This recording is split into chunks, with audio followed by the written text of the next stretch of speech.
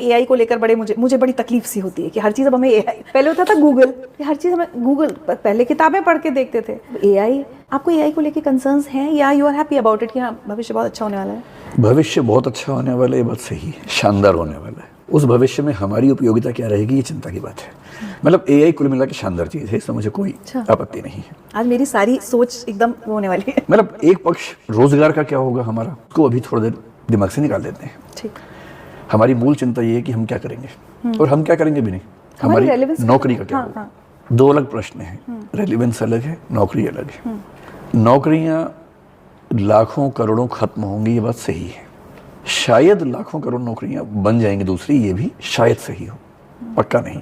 Computers जब आए तब ये बहुत दबाव था कि नौकरियां खत्म होंगी, लेकिन मेरे ख्याल से कंप्यूटर से नौकरियां ज़्यादा बढ़ाई ही हैं, कम नहीं की। एआई के मामले में ये बात कहना आसान नहीं है क्योंकि इसमें रिस्क थोड़ा ज़्यादा है, लेकिन फ़ायदे क्या होंगे। मैं एआई पे ठीक ठाक रिसर्च, मेरा प्रिय क्षेत्र है एआई। अभी एआई के जो बॉट्स आए हैं, मैं अपने फ़ोन में सारे यूज़ करता हूँ। ग्रोक का जो सुपर ग्रोक है वो भी यूज़ करता हूँ, परप्लेक्सिटी का भी जो, और इन सब के पेड वर्जन यूज़ करता हूँ ताकि जो मैक्सिमम लेवल है वो देख सकूँ। चैट जीपीटी यूज़ करता हूँ, और हमारे ऑफिस में जो मेन टीम्स हैं उन सबके पास एक्सेस रहता है। किन चीज़ों के लिए यूज़ करते हैं आप? मतलब ग्रोक तो मैं ट्विटर पे देखती हूँ, लोग सब वेरीफाई करते हैं, फैक्ट्स वगैरह, फैक्ट चेक टाइप। ग्रोक तो सब कुछ कर सकता है जो भी आप सोचती हैं। अच्छा, मैंने अभी तक एआई से बहुत दूर रखा हुआ अपने आप को। अगर आप एआई से दूर हैं तो बहुत जल्दी लोग आपको आउटडेटेड बोलना शुरू कर देंगे। अगर आप एआई से दूर हैं तो अभी तक तो हाँ एकदम नहीं। अच्छा। ये वैसे ही कि जब इंटरनेट आया कई लोग इंटरनेट से दूर रहे, टीवी आया तो उससे दूर रहे। हर नई तकनीक को लेकर दो तरह के नजरिए हैं, एक इससे बचना है और एक इसको लपकना है। मैं तो लपकने वाला हूँ।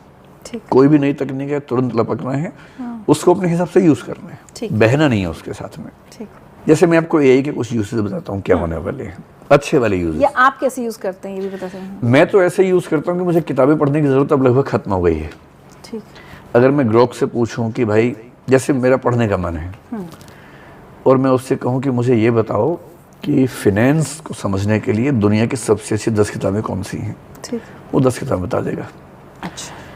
फिर मैं उससे कहूँगा कि काम करो, पहली वाली जो किताब है इस पूरी किताब की समरी मुझे 5000 शब्दों में चाहिए। एग्जाम्पल एक भी मत छोड़ना, अच्छा एग्जाम्पल जरूर दे देना, और हिंदी में चाहिए। ये सारे इंस्ट्रक्शन आप कैसे देते हैं? बोल के या लिख के? ओके। बोल के भी होता है, आपको आप चाहेंगे तो मैं करके दिखा दूंगा अभी आपको। ठीक है। सब बोल के जवाब दे देगा। आप लिखेंगे वो लिख के जवाब देगा। कल एक छोटी सी बच्ची हमारे घर में आई थी, वही जो मेरी बहन है उसकी बेटी, अभी वो उसकी उम्र कितनी 2 साल की है। उसके मन में एक बात बैठी है कि जो भूत होता है उसको टुप्पी कहते हैं। अच्छा, ठीक है। अब उसको टुप्पी की कहानियां सुननी होती हैं हमेशा। कल उसकी मम्मी थोड़ी थकी हुई थी, वो मेरे पास आ गई, टुप्पी की कहानी। मैंने कहा मैं सुनाता हूँ टुप्पी की कहानी। थोड़ा सुनाया, फिर मैंने कहा कितना सुनाऊंगा, तो मैंने ग्रोक के वॉइस वाले वर्जन पर जाके क्या कि मेरे पड़ोस में 2 साल की छोटी सी बच्ची है, इसके मन में बैठा है कि भूत होता है टुप्पी। इसको टुप्पी की ऐसी कहानी सुनाओ कि भूत का डर खत्म हो जाए और इसको भूत को लेके अच्छी फीलिंग आने लगे। उसे तुरंत कहानी सुना दी बोल के। Oh my God. वो बच्ची ऐसे सुन रही थी कि टुप्पी इसको ही पता है। फिर वो बोलने लगी उसके साथ, उससे बात करने लगी टुप्पी। तो अब वो समझ नहीं पाए ग्रोक, तो मैंने उससे कहा कि ये बच्ची जब जब टुप्पी बोले तुम जवाब में 3 बार टुप्पी बोलो। अब जैसे ही वो बच्ची बोले टुप्पी, वो बोले टुप्पी टुप्पी टुप्पी, और बात चल रही है दोनों के बीच में। और बच्ची इतनी मतलब खुश हो गई कि मेरा एक दोस्त यहाँ भी है, इस मशीन के अंदर बैठा हुआ है। ये एक छोटा सा यूज केस जैसे मैं करता हूँ। कोई भी किताब पढ़नी है उसकी समरी में निकाल लेता हूँ। मेरी किताब पढ़ने की हैबिट खत्म होती जा रही है और मैं इससे खुश हूँ। अगर 400 पेज पढ़ने वाला ज्ञान मुझे आधे घंटे में मिल सकता है तो मैं एक ही किताब क्यों पढ़ूँ 10 दिन में? एक दिन में 10 क्यों ना पढ़ूँ? और जिस किताब की समरी पढ़ के लगता है कि ये पढ़ना बहुत ज़रूरी है, वो किताब पढ़ लूँगा। जिस भी लेवल की रिसर्च आप सोच सकती हैं वो सारी आपको मिल जाएगी। ग्रोक 3 में तो एक डीप सर्च का ऑप्शन भी है। जैसे मान लीजिए आपको कास्ट सेंसस की बात चल रही है आजकल, उससे पढ़ने का मन है। मैं क्योंकि रिसर्च ठीक से करना पसंद करता हूँ। जब मैंने पीएचडी किया 1999 में सबमिट किया था मैंने पीएचडी, पोस्ट मॉडर्निज्म एक कॉन्सेप्ट उस पर किया था। किताबें नहीं मिलती थी उस समय, कितनी मुश्किल से किताबें ढूंढ के पढ़ के बिब्लियोग्राफी लिख के उसको सबमिट किया। आज मुझे वो पीएचडी करनी है तो जिसमें 2 साल लगे थे, शायद मुश्किल से 2 दिन का काम है वो अब। इसकी वजह से दुनिया की हर किताब आपके पास मौजूद है। डीप सर्च में अगर आप चले गए, नॉर्मल वगैरह तो कोई बात ही नहीं है। जैसे मैं ग्रोक से पूछूं, वरना मैं खुद रिसर्च करता हूँ। मैं उससे पूछूं कि मुझे रिजर्वेशन का पूरा इतिहास बताओ भारत में। अगर मैं खुद ढूंढूंगा, 10 किताबें ढूंढ के पढ़ के तब जाके पॉइंट्स नोट करूंगा, ये मुझे 1 मिनट में दे देगा। वो सारी उसमें आ जाता है शायद कि कहाँ से सोर्सेज है ना। यस, सोर्सेज भी आते हैं। अगर आपको ऑथेंटिसिटी ज़्यादा चाहिए, आप डीप सर्च के ऑप्शन पे चले जाइए, वहीं पर है, दबा दिया उसको आपने। अब वो क्या करेगा, तुरंत जवाब नहीं देगा, शायद 5-7 मिनट लेगा, बताता रहेगा कि मैंने इतने सोर्सेज पढ़ लिए हैं, अब ये सोर्स पढ़ रहा हूँ, इतना हिस्सा देख लिया, अब ये देख रहा हूँ। अंत में जवाब आएगा पूरा। और हर पॉइंट के साथ वो पूछे क्या इस पे और कुछ चाहिए। हर सोर्स है। अगर मैं उससे कहूँ कि 1902 में जब पहली बार आरक्षण कोल्हापुर में लागू हुआ, उसका नोटिफिकेशन क्या था मुझे देखना है, ढूंढ के आपके सामने ले आएगा। अब मैं समय बच गया, ओरिजिनल नोटिफिकेशन देख पा रहा हूँ। फिर अगर मैं उससे कहूँ कि भाई 1902 में कोल्हापुर में आरक्षण शुरू हुआ, कोल्हापुर के महाराजा छत्रपति शाहू जी महाराज से उन्होंने शुरू किया था। 1917 में बड़ौदा में सयाजी राव गायकवाड़ थे, उन्होंने शुरू किया था। 1921 में मैसूर में जो वाडियार राजा थे उन्होंने शुरू किया। 3 पहले केसेस से। अब मुझे तुलना करनी है, मैं उनसे इतना ही कहूँ कि इन तीनों का कंपैरेटिव चार्ट बना के दो, 3-4-5 सेकंड में चार्ट सामने आ जाएगा। गूगल तो क्या था कि गूगल आपको मेले में जाके छोड़ देता था इधर ढूंढ लो कि भाई मुझे ना इस चीज पे कुछ चाहिए। गूगल खोल देगा, पहले पेज पे 10 और कुल सर्च कितनी आ रही है, 1,40,000 पेज खुल गए हैं, ढूंढो। अक्सर शुरुआत वाले स्पॉन्सर्ड होते थे, लोग धोखे में उस पर क्लिक करते थे। अब 10-20 वेबसाइट्स ढूंढ के मैं कैसे कंटेंट निकालूं? एआई क्या कर रही है, आपका अगला काम भी कर रही है। उन सारे पेजेस को खोज के, पढ़ के, एनालाइज करके जितना आपको चाहिए। मैं किताब की समरी बोलता हूँ कभी कि 10,000 शब्दों में चाहिए, कभी कहता हूँ 1000 शब्दों में चाहिए। अच्छा, वो आ जाता है, 1000 में आ जाती है। इसमें बताओ आपको। अच्छा, मुझे याद आया जी, ये एक छोटा सा यूज केस है। एआई के बहुत यूजेस हैं, ये तो बहुत छोटा यूज है। मैं जो आपको कह रही हूँ, मैंने अपने आप को दूर रखा हुआ है। जब याद है अपना इंटरव्यू पहले 1 महीने पहले होने वाला था, तो कुछ मैसेज चैट जीपीटी सुन रही थी। मैंने कहा अच्छा देखिए क्या होता है चैट जीपीटी। मैंने ऐसे डाला क्वेश्चंस फॉर विकास दवे कीर्ति, फट से आपके लिए आ गए। लेकिन आपको पता है मैंने वो पढ़े नहीं, मैंने बता तो इस बार तो मैं भूल ही गई वो करना। लेकिन मुझे थॉट आया कि इसका मतलब विकास दिव्य कीर्ति अगर अगले 6 महीने में 10 पॉडकास्ट पे जाएंगे, तो अगर वो सारे एआई यूज करने लगेंगे तो सब क्या यही सवाल पूछेंगे? नहीं, अगली बार जवाब चेंज हो जाएगा उसका। आपका ये पॉडकास्ट जैसे ही अपलोड होगा, वो उसको भी देख लेगा। तो जो सवाल इसमें आ गए होंगे शायद रिपीट ना करे, और आपको प्रॉम्प्ट अच्छा देना पड़ेगा। आप उस पर लिखेंगे कि जो सवाल अब तक किसी पॉडकास्ट में ना पूछे गए हों। थोड़ा सा टाइम लेगा। अब इसकी ट्रेनिंग होनी चाहिए कि एआई से सवाल कैसे पूछना होता है। प्रॉम्प्ट इंजीनियरिंग बोलते हैं उसको। इस पे लोग आजकल काम करते हैं कि प्रॉम्प्ट क्या दे रहे हैं आप, ये बहुत मैटर करता है। ये तो मैंने सिर्फ अपनी फील्ड का बताया। जैसे मान लीजिए कि आपको, जैसे अपने चैनल के लिए आपने कुछ नियम बनाए, SOPs बनाए, स्टैंडर्ड ऑपरेटिंग प्रोसीजर्स, कैसे कैसे क्या। जैसे कोई गेस्ट आया, तो जब कोई गेस्ट आएगा तो कोई उसको नीचे रिसीव करने के लिए जाएगा, कौन जाएगा, कितने मिनट पहले जाएगा।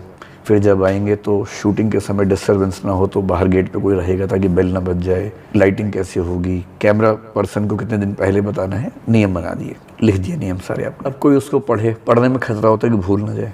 आपने SOP बनाया, एक नोटबुक LLM नाम का AI बॉट है, उस पर अपलोड कर दीजिए। उसको बोलिए कि इसको एक पॉडकास्ट बना दो, तो उसको पढ़ेगा। 2 लोग बात कर रहे हैं, क्वेश्चन आंसर, और क्वेश्चन आंसर ठीक वो नहीं होंगे जो आपने लिखे हैं, वही बातें हंसी मजाक के साथ। एक मतलब अननोन फेसेस हैं, ऑडियो होता है। क्वेश्चन पूछने वाला कह रहा है कि अच्छा तो हम शुरू करते हैं कि जब कोई गेस्ट आएगा तो उसको नीचे लेने के लिए कौन जाएगा?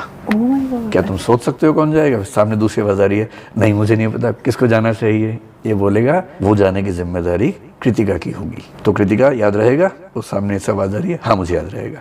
तो कृतिका ध्यान रखना, जब भी कोई गेस्ट आएगा 10 मिनट पहले तुम्हें लिफ्ट के पास खड़े हो जाना है नीचे जाके, और एक बुके ले जाना मत भूलना। फिर हंसी के बाद साथ में आएगी। पूरा पॉडकास्ट बन गया, आपने कुछ भी नहीं किया। नोटबुक LLM इतने हैं, बहुत सारे हैं। तीसरा यूज केस, एक अमेरिकी महिला की जिंदगी चैट जीपीटी ने बचाई कुछ दिन पहले। ऐसे कई केसेस आ चुके हैं, मैं आपको एक केस बता रहा हूँ।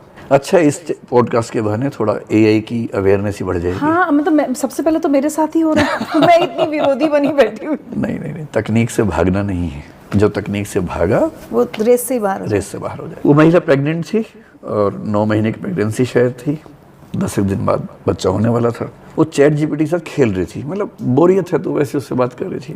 शायद ऑडियो सेट कर रही। उसने कहा चैट जीपीटी मुझे पेट में दर्द हो रहा है, शायद पेट में कुछ था, मुझे एग्जैक्ट केस ध्यान नहीं है, सार पता है। तो चैट जीपीटी ने पूछा कि कहाँ दर्द हो रहा है एग्जैक्टली बताओ, तो उसने बताया कि ऐसे दर्द हो रहा है। एक दो सवाल और पूछे चैट जीपीटी, उसके बाद पता क्या कहा, कैपिटल लेटर्स में लिख के और तेज आवाज में बोल के कि 1 सेकंड भी गंवाए बिना तुरंत एम्बुलेंस को फोन करो।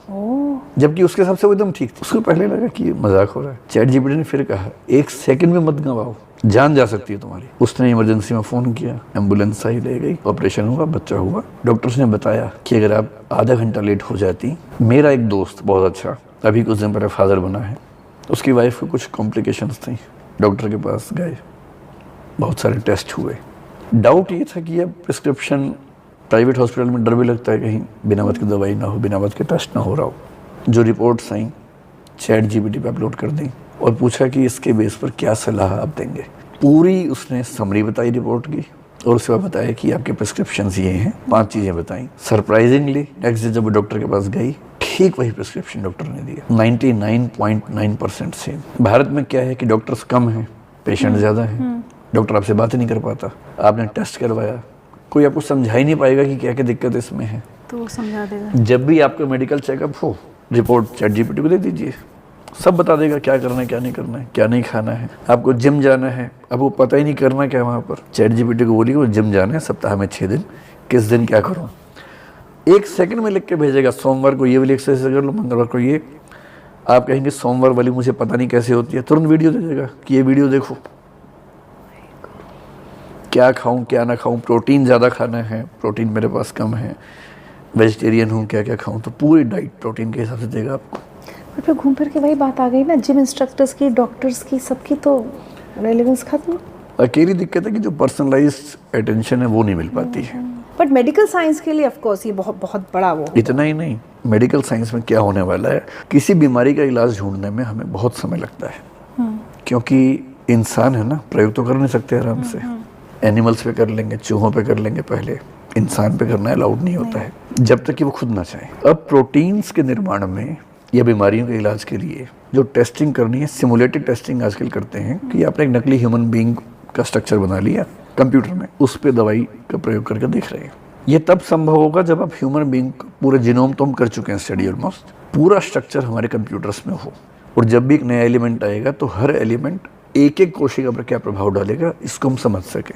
इसको समझने के लिए जितनी प्रोसेसिंग चाहिए, जितना डेटा चाहिए, अभी तक के सुपर कंप्यूटर्स बना नहीं पा रहे हैं। कुछ दिन पहले एक नया सिस्टम बने, क्वांटम कंप्यूटर, मतलब बन तो कुछ दिन पहले गया था, 20 साल से बात चल रही है। अभी गूगल ने एक चिप इजाद की है, मुश्किल से 3-4 महीने पहले की बात है, जो क्वांटम पे काम करती है। जैसे आपने वो सुना होगा ना कि बिट्स और बाइट्स होते हैं नॉर्मल कंप्यूटर्स में, इसमें क्यूबिट्स होते हैं।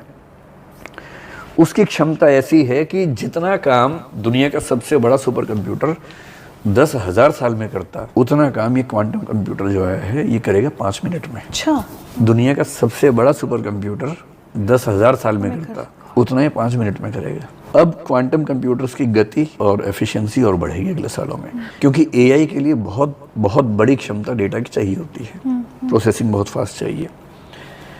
अभी सारा संकट आप देखेंगे अमेरिका चाइना में जीपीयूज का झगड़ा है। जीपीयू होता है ग्राफिक प्रोसेसिंग यूनिट बोलते हैं, जिसके पास जीपीयूज ज़्यादा हैं एआई में बादशाहत उसकी रहेगी। जीपीयूज दुनिया में सबसे बड़ी कंपनी जो बनाती है, जिसका अभी शेयर कल परसों फिर बहुत बढ़ गया है, एनवीडिया। एनवीडिया इस समय दुनिया की सबसे बड़ी कंपनी कल फिर बन गई है, क्योंकि जीपीयूज बनाती है, और जीपीयूज बनाने में कोई और देश आसपास भी नहीं है। ट्रम्प साहब का आदेश है कि जीपीयूज चाइना को नहीं जाने चाहिए, ताकि चाइना एआई में पीछे रह जाए। चाइना अपने जीपीयूज पे काम कर रहा है। क्वांटम कंप्यूटिंग जिस दिन आएगी, जब क्वांटम चिप्स आएंगी, वो जीपीयू से बहुत आगे की चीज़ें हैं। 10-20 साल में सब चेंज होने वाला है। और जो मैं कहना चाह रहा हूँ, एक दवाई डेवलप करने में अगर पहले हमें लगते थे, मान लीजिए 30 साल, 50 साल, 70 साल, जैसे कैंसर है, इलाज नहीं ढूंढ पा रहे, अभी तक भी कहाँ ठीक से है। डायबिटीज़ का पूरा इलाज नहीं ढूंढ पा रहे हैं। जो काम 100 साल में होता था, शायद आज से 15-20 साल के बाद वो मुश्किल से 6 महीने में हो जाएगा। ऐसे दवाइयाँ बनेंगी। इतना ही नहीं, मान लीजिए एक्स को भी डायबिटीज़ है, वाई को भी डायबिटीज़ है, इन दोनों की दवाइयाँ भी अलग अलग बनेंगी, क्योंकि एक्स के पूरे बॉडी स्ट्रक्चर को स्टडी करने की ताकत ये क्वांटम कंप्यूटिंग प्लस एआई में है। दुनिया का कोई डॉक्टर सोच भी नहीं सकता, 50,000 डॉक्टर मिलके भी नहीं सोच पाएंगे जितना एआई प्लस क्वांटम कंप्यूटर अगले 15-20 साल में सोचेंगे। आप सोचिए कि आप जाएं डॉक्टर के पास, आपका एक टेस्ट हो और आपके लिए कस्टमाइज दवाई बन के निकले। किसी का हाथ टूट गया है, कस्टमाइज हाथ बन के निकल रहा है। ये सब अगले 15-20-25 साल, और ये एआई की वजह से होगा। AI plus quantum computing. और भारत कहाँ है इसमें? भारत अभी बहुत पीछे, बहुत ही पीछे। मतलब स्टार्ट भी किया है हमने? स्टार्ट तो किया है, अभी सरकार ने इस पे काम किया है, एक फंड बनाया है और कोशिश भी कर रहे हैं। जीपीयूज बनाने की कोशिश भी हम कर रहे हैं। इस समय तो जीपीयू जो बनाएगा वो आगे रहेगा।